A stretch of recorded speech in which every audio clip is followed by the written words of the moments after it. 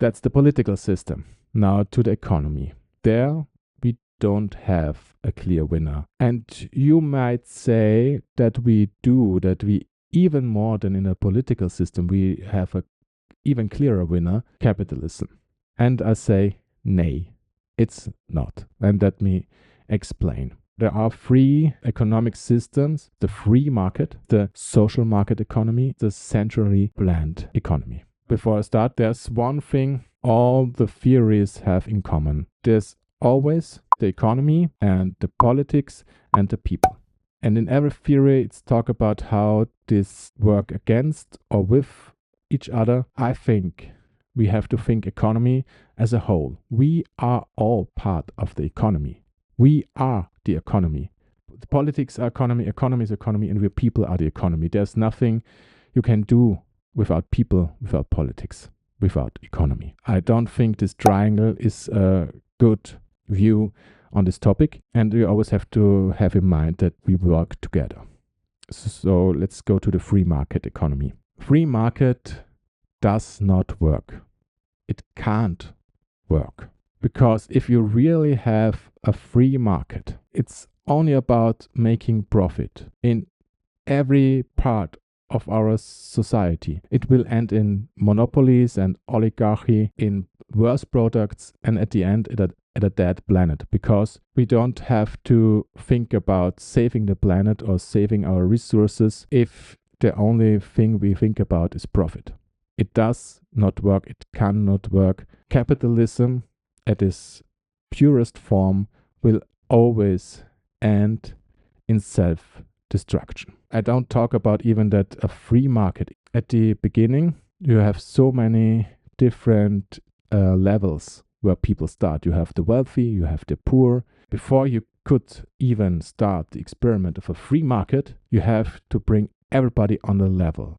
You have to take away everything from everybody and then start the free market, and let's have a look who will be the winner.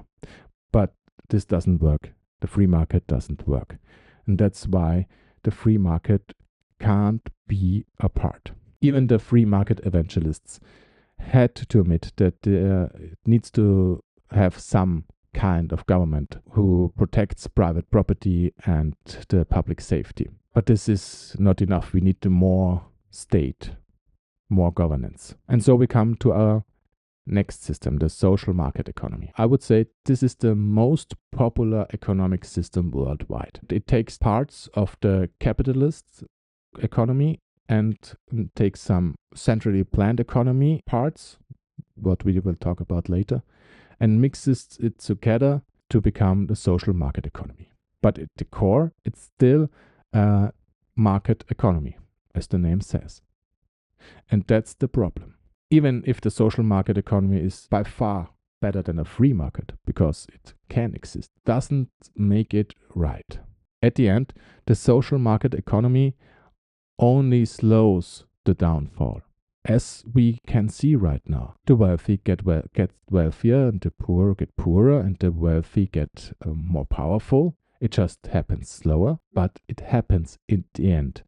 Because it will always develop this way, that the wealthy have more and the poor have fewer. If you don't make an income gap, an income limit, for example, they grow the wealth and wealth and wealth and wealth. This is what we see right now. And they have the power, they own the media outlets, they own the politicians.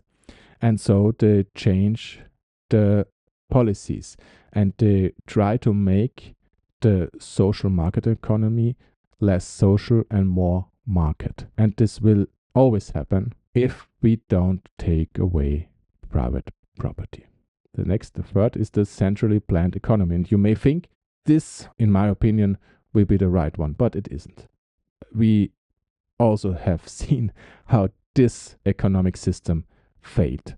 For example, the Soviet Union. There were only a few people in power, and this led to corruption and mismanagement. That was because of lack of transparency, because it was anti-democratic, and because it was inflexible. The centrally planned system didn't work. It couldn't work because it lacked of needed elements.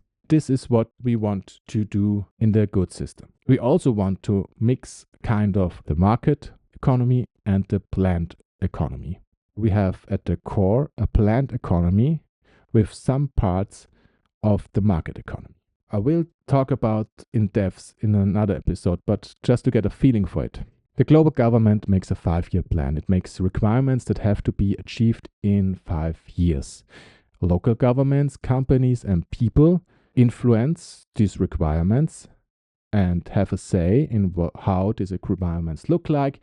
And it's all based on data, what people need and how things develop. The plan is established. The local government and the companies and the people do what they think is best to achieve these requirements. And all this will be reviewed quarterly, and the plan will be adapted, and every year the 5-year plan will be adapted if necessary. There will be a frame that is built by the global government where you have the freedom inside of the frame to work like you think is best to achieve the requirements. It may sound a little bit confusing. I will recommend you to subscribe to this channel, to this podcast, and in the future you will hear or read about how I imagine the economic system for the good system. But in short, the economic system needs to be transparent, democratic, and social aware and flexible. These 4 elements need to be part of the economic system, I believe.